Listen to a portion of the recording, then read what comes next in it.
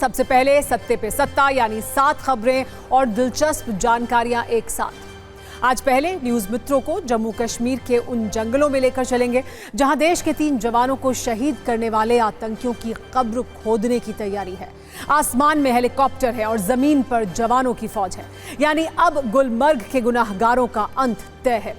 इसके बाद कानून की डिक्शनरी में शामिल हुए नए मोस्ट वांटेड की खबर, जिसका नाम है अनमोल बिश्नोई, और ये अनमोल गैंगस्टर लॉरेंस बिश्नोई का भाई है। लेकिन अनमोल बिश्नोई पर 10 लाख का इनाम क्यों रखा गया, इस पर उसकी क्राइम वाली कुंजी खोलेंगे। फिर एक वीडियो कुंजी उस तूफानी मैनेजमेंट पर जो दाना तूफान को लेकर किया गया। कैसे इसरो के 2 सैटेलाइट आसमान से कई राज्यों के लिए संकट मोचक बने। जिस ओडिशा में कभी तूफान से 10,000 मौत हुई थी, वहां इस बार कैसे एक भी मौत नहीं हुई, ये जरूर देखिएगा। फिर खबरों के स्टीयरिंग को राजनीतिक सत्ता की ओर घुमाएंगे और महाराष्ट्र वाले कलेश की बात करेंगे, जहां एमबीए से महायुति तक सीटों वाला सस्पेंस खत्म होने का नाम नहीं ले रहा। इस बीच एक सवाल भी ट्रेंड कर रहा था, क्या आदित्य ठाकरे के खिलाफ वर्ली में मिलिंद देवड़ा चुनावी मैदान में उतरेंगे? इस पर भी बात होगी। आज प्रधानमंत्री मोदी ने जर्मन चांसलर ओलाफ शोल्ज से मुलाकात के दौरान दुनिया को एक और बड़ा शांति संदेश दिया। पीएम ने कहा, युद्ध से कभी भी समस्याओं का समाधान नहीं निकल सकता और बातचीत से ही रास्ता निकालने की पहल होनी चाहिए। एक बड़ी खबर प्रदूषण पर, जिसकी गंभीरता देखते हुए अब स्वास्थ्य मंत्रालय ने राज्यों को लेटर लिखा है। केंद्र को आशंका है त्योहार के सीजन में प्रदूषण और बढ़ सकता है, इसीलिए अभी से तैयारी पुख्ता की जाए। स्वास्थ्य मंत्रालय ने गर्भवती महिलाओं, बच्चों और बुजुर्गों पर विशेष ध्यान देने की सलाह दी है। और आज सरकार ने प्रधानमंत्री मुद्रा लोन योजना के अंतर्गत मिलने वाले कर्ज की सीमा को डबल कर दिया है। अब तक इस योजना के तहत 10 लाख रुपए का लोन मिलता था, लेकिन अब इसे बढ़ाकर 20 लाख कर दिया गया है। इसी वर्ष बजट में वित्त मंत्री ने इसकी घोषणा की थी। सत्ता में लेकिन सबसे पहले बात करते हैं जम्मू कश्मीर की, जहां लोकतंत्र तो लौट चुका है, जहां जनता द्वारा चुनी हुई सरकार तो बन चुकी है, लेकिन पाकिस्तान के पाले हुए आतंकियों का खात्मा 100% नहीं हुआ है। अगर ये होता तो गुरुवार को बारामूला के गुलमर्ग से आतंकी हमले की खबर नहीं आती, देश के 3 जवान शहीद नहीं होते, 8 दिनों में एक के बाद एक 4 आतंकी हमले नहीं होते। सत्ता में आज जम्मू कश्मीर में आतंकवादियों की इस खूनी लहर पर हमने एक कुंजी तैयार की है। इसमें पाकिस्तान वाले कई पन्ने भी हैं।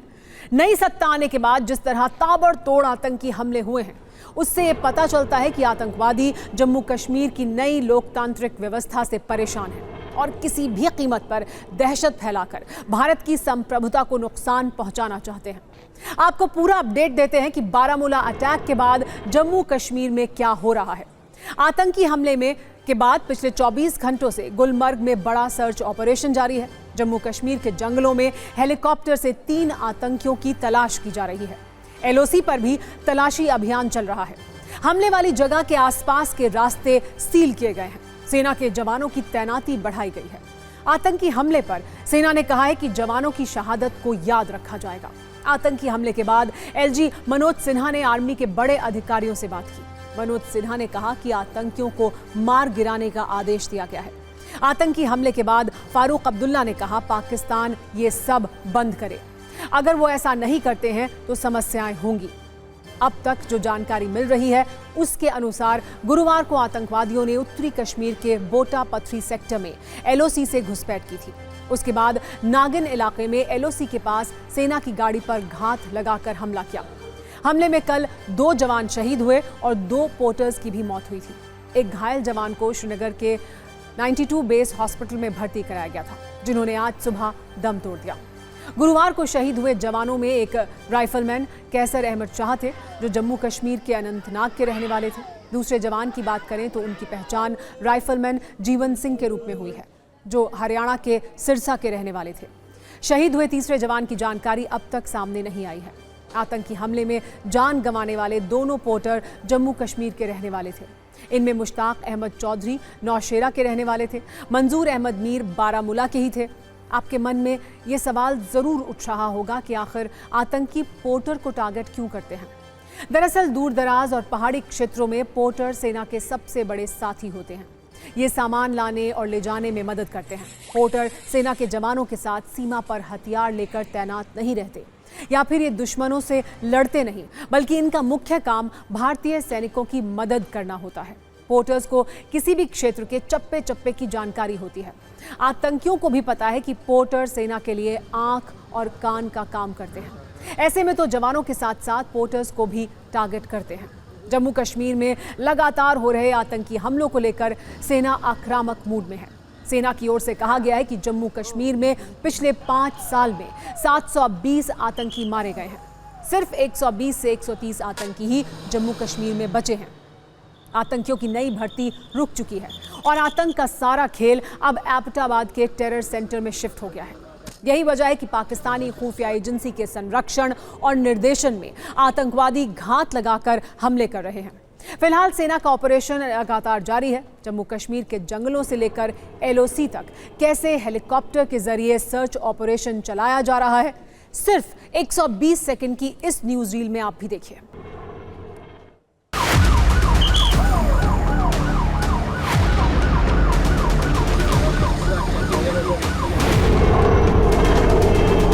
गुलमर्ग के इलाके में इस समय हम मौजूद है। तमाम घने जंगल जो आप देख रहे हैं ये गुलमर्ग के इलाके के हैं और यहाँ से थोड़ी दूरी पर ही यही जो ट्रैक है बट्टा पथरी इलाके का है। ये गुलमर्ग से नीचे आते हुए यहाँ रिहायशी इलाका है। यानी जो आतंकी जब घुसपैठ करते हैं ऊपर सरहदी लाइन ऑफ कंट्रोल के इलाके से, उसके बाद इन्हीं जंगलों के सहारे वो यहाँ पहुंचकर फिर इन रिहायशी इलाकों में जाते हैं।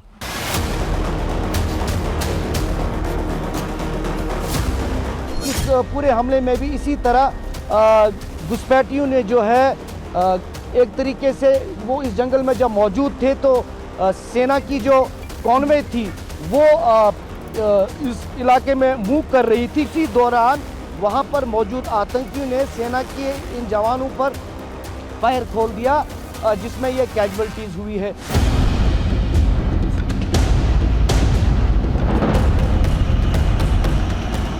What I can inform you is that we took stock of yesterday in the HQ meeting, took stock of the new challenges, the modus operandi of the terrorists, the support he is likely to be getting from across the line of control or the border, and I've chalked out a manner or a strategy to deal with it.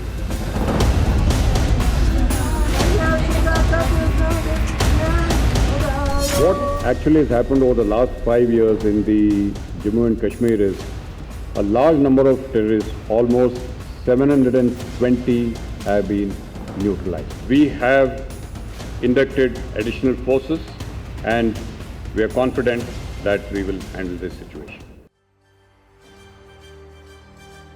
आज से 9 दिन पहले 16 अक्टूबर को जम्मू कश्मीर में लोकतंत्र वाली नई सत्ता शुरू हुई थी।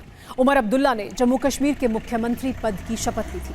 उसके बाद से आतंकियों ने खास तौर पर कश्मीर को टारगेट किया है और हर हमले के बाद फारूक अब्दुल्ला और उमर अब्दुल्ला ने इस दहशतगर्दी और आतंकवाद के खिलाफ पाकिस्तान को सीधा संदेश दिया है।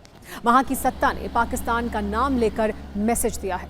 आतंकी हमलों की संख्या अचानक बढ़ी है और पाकिस्तान का टारगेट है कि कश्मीर में लोकतंत्र को डीरेल कर दिया जाए, वहां के लोगों के विश्वास और उम्मीदों को खत्म कर दिया जाए। आप भी 8 दिनों में 4 आतंकी हमलों वाला टेरर कैलेंडर देखिए। 18 अक्टूबर को जम्मू कश्मीर के शोपियां में टारगेट किलिंग की गई। आतंकियों ने एक प्रवासी युवक की हत्या की, यानी बाहर से आए लोगों को टारगेट किया गया। इसके 2 दिन बाद 20 अक्टूबर को गांदरबल में बड़ा आतंकी हमला हुआ। टनल कंस्ट्रक्शन साइट पर फायरिंग की गई। आतंकियों ने 7 लोगों की हत्या कर दी। यहां भी बाहरी लोग और इंफ्रास्ट्रक्चर निशाने पर था। 24 अक्टूबर यानी कल पुलवामा के बटगुंड में आतंकी हमला हुआ। टारगेट किलिंग की कोशिश की गई, जिसमें एक प्रवासी मजदूर को गोली लगी। आज भी उसका इलाज जारी है। 24 अक्टूबर की शाम को गुलमर्ग में आतंकी हमला हुआ, जिसमें 3 जवान शहीद हुए और कुल 5 लोगों की मौत हुई। जम्मू कश्मीर में माहौल को अपने कंट्रोल में लेने के लिए आतंकी मुख्य रूप से किन लोगों को टारगेट बना रहे हैं, ये भी देखिए। प्रवासी मजदूर या बाहरी लोग सबसे बड़ा टारगेट है। कश्मीरी पंडित, इसके बाद सरकारी ऑफिसर, सेना के जवान, जम्मू कश्मीर पुलिस के जवान और अधिकारी और स्थानीय निकाय में चुने हुए लोग, यानी आतंकियों को जम्मू कश्मीर के नैरेटिव पर अपनी पकड़ चाहिए। हर वो इंसान आतंकियों के गन पॉइंट पर है जो जम्मू कश्मीर में बदलाव की उम्मीद लेकर चल रहा है। आतंकी हमलों पर राजनीति का पारा भी हाई है। तमाम पार्टियों के नेता पाकिस्तान पर जुबानी फायरिंग कर रहे हैं। वहीं दूसरी तरफ आतंकियों के खिलाफ ऑपरेशन भी जारी है।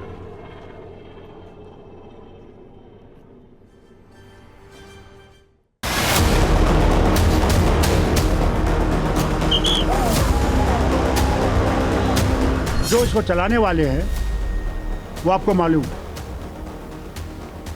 वो ये समझते हैं कि इससे कश्मीर को पाकिस्तान से मिला देंगे। उस गलत फहमी में कश्मीर में 47 में फैसला कर लिया था कि हमने पाकिस्तान नहीं जाना, और अगर वो समझते हैं कि इससे वो कुछ कर सकेंगे, वो सिर्फ अपनी बर्बादी और हमारी बर्बादी कर रहे हैं। ये चलता रहेगा तो एक दिन आएगा जबकि ऐसी लड़ाई होगी जिसमें कुछ नहीं बचेगा।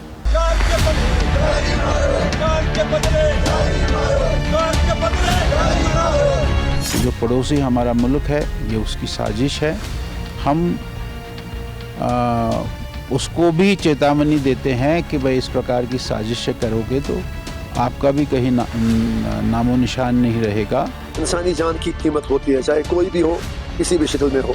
हमारी गुजारिश इसीलिए सबसे है रही है, इसीलिए इंजीनियर शीर बदनाम भी है कि मैं कहता हूँ सब स्टेक होल्डर्स को कि आपको टेबल पे आके कश्मीर के मसले पर बात करनी पड़ेगी।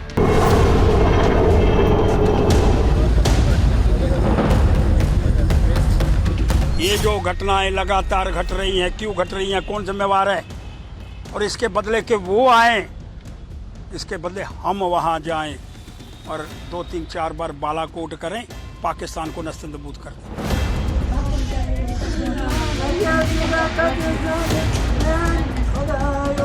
स्ट्रैटेजिक्स है। कुछ ताकतें नहीं चाहती हैं कि जम्मू कश्मीर में डेमोक्रेटिक प्रोसेस जो है वो चले, वो बहाल हो। इससे निपटना है और सबको निपटना है। उनकी शहादत बेकार जाने वाली नहीं है। पहले भी ये पत्थरबाजी, जुलूस, ये जो आतंकवाद की कमर काफ़ी तोड़ी गई है और इस पर काम करने की जरूरत है जो हो रहा है।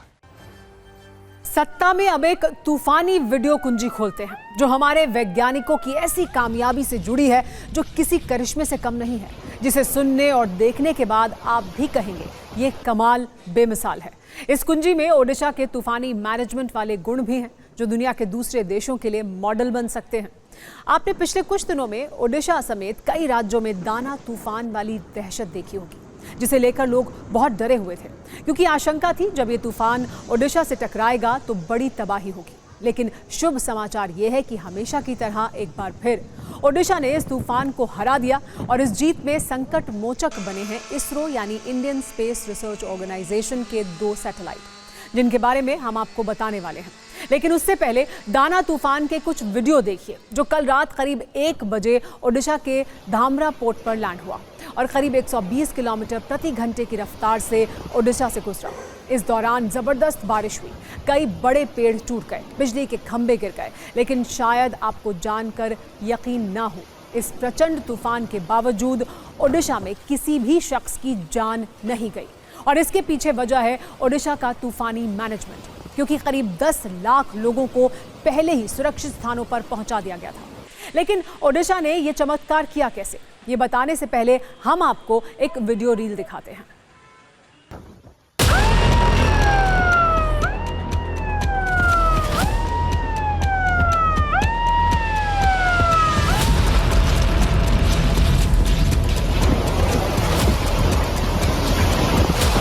वक्त रात के 2 बज रहे हैं और टीवी9 भारत वर्ष की टीम भद्रक जिले के धामरा इलाके में मौजूद है और यहाँ पे विंड की रफ्तार जो है वो 104.56 मैं आपको ये तस्वीरों में दिखाना चाहूँगा। यहाँ पे दिख रहा है दाना तूफान, विंड स्पीड 65 kT, इसका मतलब 104.56 किलोमीटर की रफ्तार से यहाँ पे अभी हवाएं चल रही हैं। और जो जिस सेंटर बनाया गया था, एपी सेंटर जिसको बोला गया था लैंडफॉल का, वो इस वक्त हमारा गांव धमारा में है और ये यहाँ पे हो चुका है। धमारा पोर्ट है, पोर्ट के पास की ये तस्वीर है। हम होटल में ही हैं, होटल के पास से आपको ये तस्वीर दिखा रहे हैं। मैं आपको दिखाना चाहूँगा, कार खुद का खुद जो है ये सायरन बज रहा है और ये हवा इतनी तेज है कि कार इसके थपेड़ों को नहीं रोक पा रही है और ये बार बार तभी से ये सायरन दे रही है। ये स्थिति आपको हमारा पोर्ट के पास की स्थिति है, ये होटल के पास की स्थिति है। यदि आप आगे जाएंगे, आगे से मेरा मतलब है कि जहाँ पे समंदर है वहाँ जाएंगे तो वहाँ की स्थिति और भी ज़्यादा भयानक है।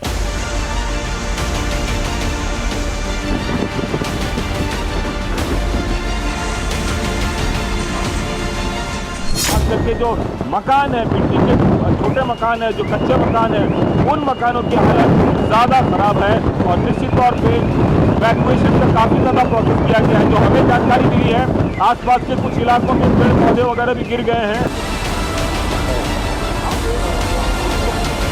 दीघा में इस वक्त बहुत तेज हवा चल रहे हैं, जैसे कि आपको मुझे देख के समझ में आ रहा होगा कि दीघा में बहुत हवा तेज चल रहे हैं।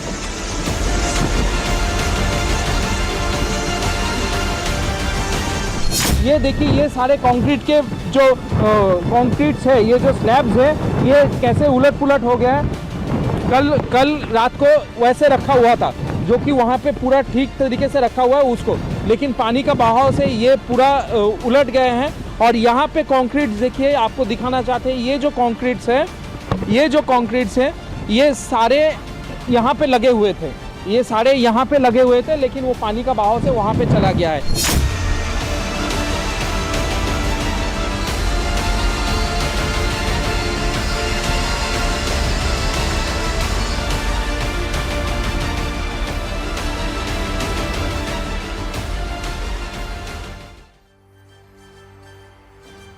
ये बात सच है कि तैयारियां जबरदस्त थी, सरकार और सिस्टम पहले से अलर्ट था। लेकिन क्या आप जानते हैं उन्हें किसने बताया कि दाना आ रहा है? चिंता वाला अलार्म सबसे पहले बजा कहां से?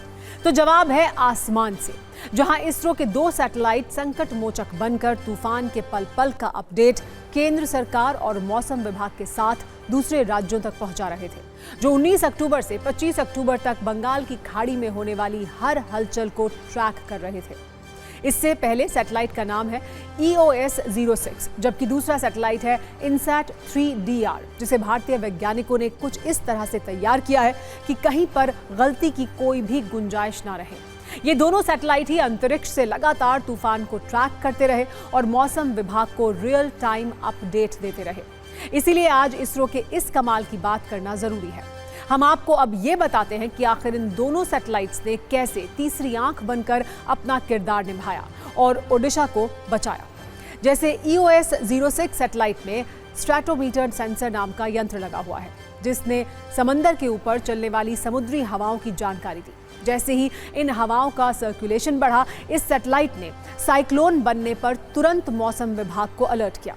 इसमें दूसरे सैटेलाइट का नाम है INSAT-3DR, जिसने बादलों के बनने की पल पल की प्रक्रिया को ट्रैक किया, भारत के ऊपर बदलते मौसम की स्टडी की और फिर इसकी गणना करके बताया कि तूफान बन रहा है या नहीं।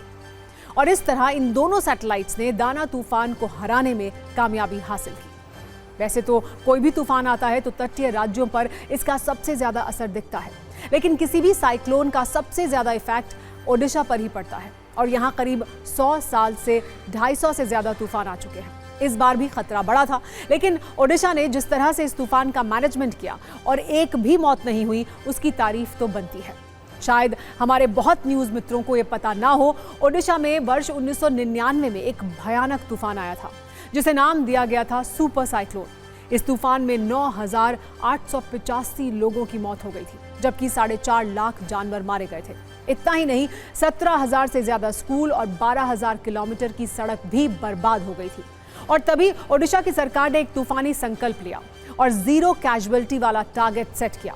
ओडिशा देश का पहला ऐसा राज्य बना जहां Odisha state disaster management authority का गठन किया गया। लेकिन ओडिशा में तूफान से लड़ने की तैयारी सिर्फ यहीं तक नहीं थी। इसके बाद ओडिशा ने जो किया, उसका परिणाम उसे आज भी मिल रहा है। 1999 के तूफान से सबक लेते हुए सरकार ने जमीनी स्तर पर जाकर लोगों को ट्रेनिंग दी, लोगों को प्राकृतिक आपदाओं को लेकर जागरूक किया गया।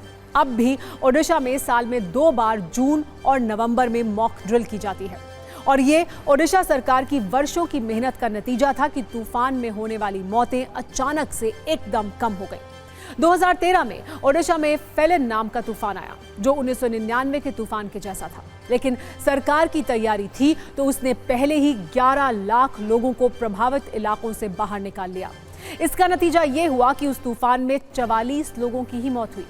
इससे भी ज्यादा 23 मौत तूफान के बाद आई बाढ़ में हुई। तब इस मैनेजमेंट के लिए ओडिशा सरकार को संयुक्त राष्ट्र द्वारा सम्मानित भी किया गया था। इसी तरह ओडिशा में 2014 में हुदहुद तूफान आया जिसमें सिर्फ 2 मौतें हुई, जबकि 2019 में आए फेनी तूफान से पहले भी ओडिशा सरकार ने 12 लाख से ज्यादा लोगों को प्रभावित इलाकों से बाहर निकाला और इसमें भी जान माल का नुकसान बहुत कम हुआ। लेकिन सिर्फ लोगों को ट्रेनिंग देने से तूफान से निपटा नहीं जा सकता। इसके लिए सरकार ने इंफ्रास्ट्रक्चर भी तैयार किया। वर्ल्ड बैंक की एक रिपोर्ट के अनुसार सरकार ने ओडिशा में पूरी कोस्टल लाइन में एक रोड नेटवर्क तैयार किया जिसके इस्तेमाल लोगों को प्रभावित इलाकों से सुरक्षित निकालने में किया जाता है। इसके साथ ही ओडिशा में 800 से ज्यादा शेल्टर होम बनाए गए। तटीय गांवों में समंदर के पानी को घुसने से रोकने के लिए तटबंध बनाए गए। गांवों में जो लोग कच्ची झोपड़ियों में रहते हैं उनके लिए घर तैयार किए गए, जबकि तटीय इलाकों के 1200 गांवों में वार्निंग सिस्टम भी लगाया गया है जो बाढ़, तूफान या आपदा आने की स्थिति में सायरन बजाकर अलर्ट करता है। इसके अलावा 120 से ज्यादा तटीय इलाकों में मॉनिटरिंग टावर भी लगाए गए और इसी इंफ्रास्ट्रक्चर के दम पर अब ओडिशा तूफान से टकराने वाला और उसे हराने वाला चैंपियन बन चुका है। जानमाल की क्षति नहीं हुई और सरकार की 0 कैजुअलिटी का लक्ष्य भी हमारा संपूर्ण रूप से पूरा हुआ और संपत्ति का भी कोई नुकसान नहीं हुआ। लगभग 6 लाख लोगों का सुरक्षित स्थानों को स्थानांतरित किया गया है। करीब 6000 गर्भवती महिलाओं का स्वास्थ्य केंद्रों में स्थानित किया गया है। इसमें से 1600 स्वस्थ शिशुओं का भी जन्म हुआ। एयरपोर्ट में फ्लाइट सर्विस बिल्कुल अभी नॉर्मल है। सत्ता में हमारे पास कुख्यात गैंगस्टर लॉरेंस बिश्नोई के भाई से जुड़ा बड़ा अपडेट है। एनआईए ने आज बड़ा कदम उठाया है और इस एक्शन के केंद्र में है अनमोल बिश्नोई। अनमोल बिश्नोई की पहचान ये है कि ये कुख्यात गैंगस्टर लॉरेंस बिश्नोई का भाई है। वैसे तो पिछले कुछ दिनों से अनमोल बिश्नोई की चर्चा लगातार हो रही है, लेकिन आज इसलिए इसका नाम सुर्खियों में है क्योंकि एनआईए ने इस पर 10 लाख रुपए का इनाम घोषित किया है। आरोप यह है कि इस समय अनमोल बिश्नोई पूरे लॉरेंस गैंग को चला रहा है। इसके रिकॉर्ड की बात करें तो इस पर 18 आपराधिक मामले दर्ज हैं। दावा है कि ये फर्जी पासपोर्ट पर भारत से फरार हुआ था, जोधपुर जेल में सजा भी काट चुका है। इसकी लोकेशन की बात करें तो बार बार अपना ठिकाना बदलता रहता है। कभी कनाडा, कभी केन्या, कभी अमेरिका में अनमोल बिश्नोई के होने की खबर मिलती है। आपको वो पोस्टर भी दिखाते हैं जिसमें एनआईए ने अनमोल बिश्नोई की आपराधिक जानकारी, तस्वीर और इनाम वाली घोषणा की है। इसमें साफ साफ लिखा है कि जो भी अनमोल बिश्नोई की गिरफ्तारी में मदद करेगा, ऐसी जानकारी देगा जिसके जरिए ये पकड़ा जा सकता है, उसे 10 लाख रुपए का इनाम दिया जाएगा। आपको 3 वारदातों के बारे में बताते हैं जिसमें सीधे सीधे अनमोल बिश्नोई का नाम आया। 15 अप्रैल को हुई थी बॉलीवुड एक्टर सलमान खान के घर के बाहर फायरिंग। इसकी जिम्मेदारी भी अनमोल बिश्नोई ही ने ही ली थी। मुंबई में बाबा सिद्दीकी की सरेआम हत्या की गई थी। दावा है अनमोल बिश्नोई शूटर्स के संपर्क में था। पंजाब के गायक सिद्धू मूसेवाला की हत्या में भी अनमोल बिश्नोई का नाम आया था, जिसकी जांच भी हो रही है। लॉरेंस बिश्नोई गैंग के खिलाफ देशव्यापी कार्रवाई में आज दिल्ली पुलिस की स्पेशल सेल के हाथ बड़ी कामयाबी लगी है। गैंगस्टर लॉरेंस बिश्नोई गैंग के 7 शूटर्स गिरफ्तार हुए हैं। सभी शूटर्स की गिरफ्तारी पंजाब और दूसरे राज्यों से की गई है। पुलिस ने शूटर्स के पास से हथियार भी बरामद किए हैं। दिल्ली पुलिस स्पेशल सेल के सूत्रों के मुताबिक ये शूटर्स बड़ी साजिश को अंजाम देने वाले थे। ये भी पता चला है कि इन शूटर्स को लॉरेंस का भाई अनमोल बिश्नोई ऑपरेट कर रहा था। सत्ता में अब बात करते हैं शेयर मार्केट की। शेयर मार्केट में आए उस भूकंप की जिसके जोरदार झटके भारतीय निवेशक पिछले कई दिनों से महसूस कर रहे हैं और मुमकिन है कि इस लिस्ट में हमारे कई न्यूज मित्र भी शामिल होंगे। पिछले 5 दिनों की तरह आज भी भारतीय शेयर बाजार की शुरुआत कांपते हुए हुई और जब ये मार्केट बंद हुआ तब तक निवेशकों के करीब 8 लाख करोड़ रुपए डूब चुके थे। आज भी सेंसेक्स का कांटा 662 अंकों की बड़ी गिरावट के साथ बंद हुआ था, जबकि निफ्टी में 228 अंकों का झटका लगा। ये लगातार 5वां दिन है जब शेयर मार्केट ने गोता लगाया और इसमें बहुत सारे निवेशक डूब गए। इसी 21 अक्टूबर से 25 अक्टूबर तक सेंसेक्स में करीब 1800 अंकों की गिरावट दर्ज की गई है। जैसे देखिए, हम आपको यहां दिखा रहे हैं किस तरह की ये गिरावट दर्ज की गई 21 अक्टूबर से आगे बढ़ते हुए। 21 अक्टूबर को सेंसेक्स का ईसीजी मीटर 81,151 पर था, लेकिन आज ये मीटर देखिए कहां पहुंच चुका है, 79,402 पर बंद हुआ है। और चिंता की बात यह है कि एक्सपर्ट्स के अनुसार गिरावट आगे भी जारी रह सकती है। लेकिन हमारे न्यूज मित्रों और करोड़ों निवेशकों में ये सवाल होगा, आखिर दिवाली से पहले शेयर बाजार का दिवाला क्यों निकल रहा है? भारत का जो शेयर बाजार सुपरसोनिक स्पीड से भाग रहा था, वो अचानक लहूलुहान कैसे हो गया? तो ये भी समझ लीजिए। पहली वजह बड़ी बड़ी कंपनियों के खराब तिमाही के नतीजे, जिससे मार्केट का सेंटिमेंट लगातार बिगड़ रहा है और इसकी वजह से निवेशकों में डर है और इससे लोग शेयर्स बेच रहे हैं। दूसरी वजह चीन, जिसने अपनी आर्थिक सत्ता को सुधारने के लिए 142 अरब डॉलर के राहत पैकेज का ऐलान किया है और ये एक ऐसा चुंबक बन गया है जो विदेशी निवेशकों को अपनी ओर खींच रहा है। इसीलिए वो भारत से बेच रहे हैं, चीन में खरीद रहे हैं। सिर्फ अक्टूबर के महीने में विदेशी निवेशक भारतीय बाजार से करीब 1 लाख करोड़ रुपए निकाल चुके हैं। शेयर बाजार में भूकंप की तीसरी वजह भारतीय शेयर मार्केट का जरूरत से ज्यादा ऊंचाई पर होना है और इसका असर ये हो रहा है कि महंगे वैल्यूएशन वाले शेयरों में बिकवाली का दबाव है। और चौथी वजह यह है कि अमेरिकी चुनाव की वजह से ग्लोबल मार्केट में लगातार दबाव बना हुआ है। निवेशकों में वहां नई सत्ता को लेकर संदेह है, इसीलिए भी विदेशी निवेशक अपना पैसा भारतीय बाजार से निकाल रहे हैं। लेकिन अब ऐसे में सवाल ये है कि निवेशकों को इन हालात में क्या करना चाहिए? तो इसके लिए सत्ता के कुछ सूत्र हैं जिन्हें ध्यान से सुनिएगा। पहला, हो सके तो अगले कुछ दिन बाजार में निवेश करने से बचें, क्योंकि ये गिरावट आगे भी जारी रहने की आशंका है। दूसरी जरूरी बात, घबराकर स्टॉक्स ना बेचें, यानी पैनिक सेलिंग बिल्कुल भी ना करें। अगर आपके पोर्टफोलियो में अच्छे शेयर हैं तो उसमें बने रहें। हाँ, मोटे मुनाफे वाले शेयर्स में आप थोड़ी बहुत प्रॉफिट बुकिंग जरूर कर सकते हैं। और सबसे बड़ी बात, अगर आप लंबी अवधि के निवेशक हैं तो आपको इस गिरावट से घबराने की कोई भी जरूरत नहीं है।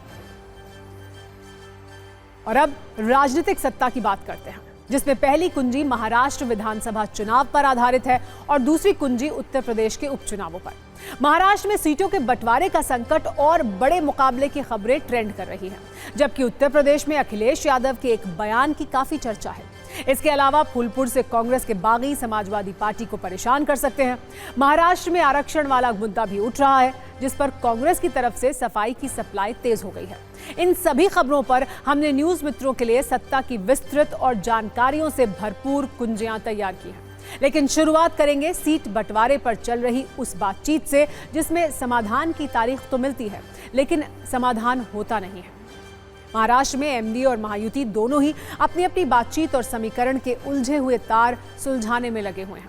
अब जब नॉमिनेशन के लिए सिर्फ 4 दिन का वक्त शेष है, फिर भी दोनों पक्षों में किसी भी अंतिम आंकड़े तक पहुंच नहीं पाए हैं।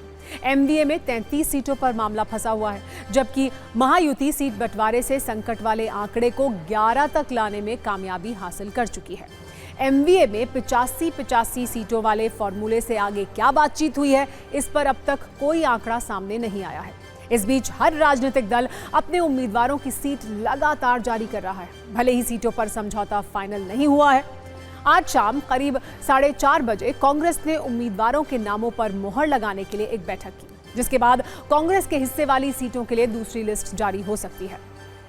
सूत्रों की माने तो एमडीए में ना तो कांग्रेस उन क्षेत्रों में बैकफुट पर जाने को तैयार है जो उनके गढ़ हैं, और ना ही यूबीटी पीछे हटने को तैयार है। ऐसे में गठबंधन में सब कुछ ठीक नहीं है। 2 दिन से महाराष्ट्र कांग्रेस के बड़े नेता दिल्ली में हैं, लेकिन फॉर्मूला नहीं निकल पा रहा है। महाराष्ट्र कांग्रेस के कार्यकारी अध्यक्ष नसीम खान कांग्रेस की तरफ से लगातार मातोश्री पहुंचते हैं और शिवसेना यूबीटी को दिल्ली हाईकमान की बात पहुंचाते हैं।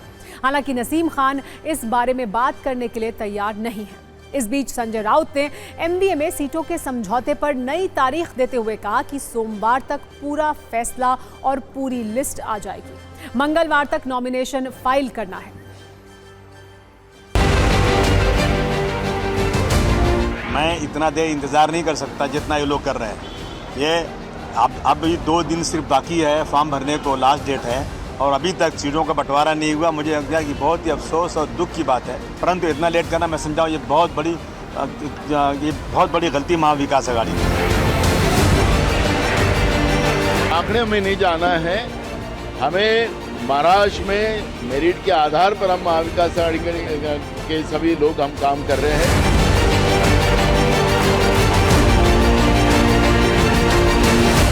अजून आमची चर्चा चालू आहे। काल आमचा पूर्ण दिवस दिल्लीमध्ये गेला। महायुतीच्या 288 पैकी 11 जागांच्या बद्दलचं हे विभाग कुठल्या लढाईच्या तेवढंच बाकी राहिलेलं आहे। महाझूठी गठबंधन किस उम्मीद पे टिकी है? वो सिर्फ सत्ता के प्रेम की जो झूठी गठबंधन है वो उस पर जुड़ा हुआ है। तो जो आपस में ही जो तालमेल नहीं है वो जनता के सामने दिख रहा है। चुनाव है वो महाराष्ट्र प्रेमी वर्सेस महाराष्ट्र द्रोही ये लड़ाई है। पिछले 2 साल में आपने देखा होगा तो एकनाथ शिंदे ने बीजेपी ने महाराष्ट्र प्रतिबद्धता है वो लूट रोकने के लिए बोला है। महाराष्ट्र में महायुति की बहुत भारी बहुमत के साथ सरकार बनने जा रही है और आज जो माहौल मैं देख रहा हूँ एक बड़े उत्साह का और विजय का माहौल। एमबीए में एक तरफ सीटों के बंटवारे का संकट है तो दूसरी तरफ बीजेपी आरक्षण के मुद्दे पर कांग्रेस को बैकफुट पर धकेलने की कोशिश में लगी है।